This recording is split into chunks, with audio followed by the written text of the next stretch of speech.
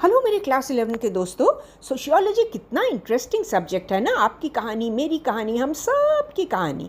और इसमें चैप्टर 1 में हमने देखा, और चैप्टर 2 में, और चैप्टर 3 में। अब हम देख रहे हैं चैप्टर 4। पिछले हफ्ते हमने पार्ट 1 का वीडियो डाला था जिसमें हमने देखा कि एक संस्कृति है क्या। अलग अलग देशों में अलग अलग संस्कृति होती है, तो इसको हम कैसे स्टडी करेंगे, इसकी डिफाइनिंग टर्म्स कैसे, परिभाषाएं क्या होंगी। और आज बारी है समाजीकरण की, सोशलाइजेशन ऑफ अ पर्सन, ये कैसे होता है। तो चलो इसको समझते हैं। ये देख, समाज में हम जन्म लेते हैं, किसी भी समाज में हम जन्म लेते हैं और उस समाज की अपनी संस्कृति होती है। जैसे हम धीरे धीरे बड़े होते हैं, हम उस संस्कृति को अब्जॉर्ब करते रहते हैं।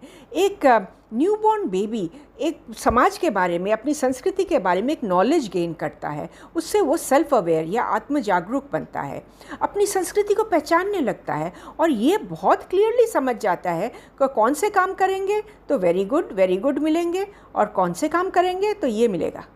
कभी आपको पढ़ा है? अगर पढ़ा है तो आप ज़रूर समझ गए होंगे कौन सा काम बिल्कुल सही नहीं लगे है उस संस्कृति के लिए। तो एक बच्चा जन्म के होते ही एक परिवार का सदस्य तो बनता ही है, पर साथ साथ वो दूसरे समूहों का भी सदस्य बनता है। फॉर एग्ज़ाम्पल, एक बहुत बड़ी एक्सटेंडेड फैमिली, एक जनजाति, एक गोत्र, एक धर्म, एक भाषा बोलने वाली समूह, और हर समूह में उसकी अलग अलग भूमिकाएं होती हैं। तो इस भूमिका को वो कैसे निभाएगा? हर भूमिका के लिए कुछ स्टैंडर्ड्स हैं, कुछ बिहेवियर्स हैं जिसको वो समझता है, अब्जॉर्ब करता है और ज़िंदगी भर इन बिहेवियर्स को सीखता रहता है। पैदा होते ही सीखना शुरू होता है और बुढ़ापे तक सीखता ही जाता है। तो ये जो सीखने वाली प्रोसेस है, हमें क्या क्या ये चीज़ें सिखाती हैं। हम तो जन्म लिया, हमने किसी परिवार में, बड़े भी हो रहे हैं, पर कैसे सीख रहे हैं, कौन सी एजेंसीज़, कौन से अधिकरण हमें इसे सिखाते हैं। चलो इस पर भी देखते हैं एक नज़र। आप बताओ तो, ये कौन सी एजेंसी है? और ये अगर आप देखो तो ये सारे छोटे और बड़े परिवार है। और परिवार का सबसे बड़ा पॉइंट क्या है कि जो छोटा बच्चा होता है ना, वो बड़ों की बातें बिना विवाद के, बिना एनी कंट्रोवर्सी मान लेते हैं, क्योंकि पापा मम्मी कह रहे हैं तो ठीक ही होगा। साथ साथ चाचा चाची, दादा दादी, नाना नानी, मामा मामी, सबकी बातें वो मान लेते हैं क्योंकि छोटे हैं। अब जब बड़े होते हैं, स्कूल में जाते हैं, काम पे जाते हैं, तो उन पर अदर इन्फ्लुएंसेस होने लगती है। तब उन्हें लगता है कि परिवार की विचारधारा सही है क्या। अपनी मम्मी से प्यार तो बहुत करते हैं, पर कभी कभी लगता है मम्मी बिल्कुल कूल नहीं है और हमें भी कूल नहीं बनने दे रही है। होता है ना कभी कभी। एक और ग्रुप है परिवार के सिवाय जो हमारे पर खूब इन्फ्लुएंस एक्सर्ट करती है। बताओ तो क्या है? वो है समकक्ष समूह या पीयर ग्रुप, यानी कि हमारे समान उम्र के बच्चों का एक ग्रुप, फ्रेंड्स का ग्रुप। अब देखो इसके क्या, परिवार और इसमें फ़र्क क्या है। परिवार में आप कुछ भी कर लो, पर आप उस परिवार के सदस्य बने ही रहोगे। पापा मम्मी हमेशा कहेंगे अपना बच्चा है, अपना बेटा है। पर ग्रुप में ऐसा नहीं होता। सपोज़ आप एक पढ़ाकू ग्रुप के साथ ज्वाइन करना चाहते हो, स्टूडियस ग्रुप के साथ ज्वाइन करना चाहते हो, तो वो बोलेंगे आपको भी पहले स्टूडियस बनो, तभी आप हमारे ग्रुप में आ सकते हो। और अगर आप कोई मौज मस्ती वाले ग्रुप में ज्वाइन करना चाहते हो, वो बोलेंगे आप पहले मौज मस्ती वाले बनो, तभी ना होगा हमारे ग्रुप में आपकी मेंबरशिप। तो हम क्या देखते हैं कि परिवार में एक डिपेंडेंसी होती है, एक निर्भरता होती है कि हम कभी भी यहाँ वापस आ सकते हैं। पर ग्रुप में ये बात नहीं है। ग्रुप में लेन देन चलता रहता है। आप हमारी बातें करोगे, हमारी तरह बनोगे, तभी आप हमारी ग्रुप में आ सकते हो। तो हम कैसे ग्रुप का बिहेवियर समझते हैं, ग्रुप के मूल्य क्या हैं, वैल्यूज़ क्या हैं, कैसे समझते हैं?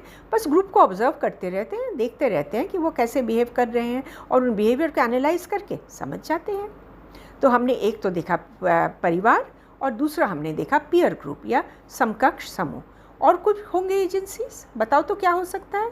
स्कूल जाते हो ना रोज़, स्कूल भी तो एक एजेंसी है जहां हमें एक सिलेबस पढ़ाया जाता है, कुछ फॉर्मल औपचारिक विषय पढ़ाए जाते हैं हमें, और साथ साथ कुछ ना इम्प्लिसिट कंडीशनिंग भी, एक अप्रत्यक्ष पाठ्यक्रम भी होता है जो हमें मूल्य, वैल्यूज़, इन सब चीज़ों को सिखाते हैं। एक एग्जाम्पल लो। एक बच्चा, वो घर में अकेला बच्चा है, जितने खिलौने सब उसके, सारा दिन खेलता है, फेंकता है और किसी के साथ शेयर नहीं करना पड़ता। पर जब स्कूल जाता है तो देखता है स्कूल में जो खिलौने हैं वो सारे शेयर करने पड़ेंगे। तो टीचर क्या सिखाती है कि चीज़ों को हड़पो मत, चीज़ों को एक दूसरे के साथ शेयर करो। एक सोशलाइजेशन हो रहा है ना। जो फॉर्मल पढ़ाई जाती है वो तो हो ही है, उसके साथ एक अप्रत्यक्ष चीज़ें भी समझाई जा रही हैं, सिखाई जा रही हैं। ठीक है ना, समझ गए इसको? अब आप एक एग्जाम्पल सोचो तो इसके बारे में, स्कूल के बारे में।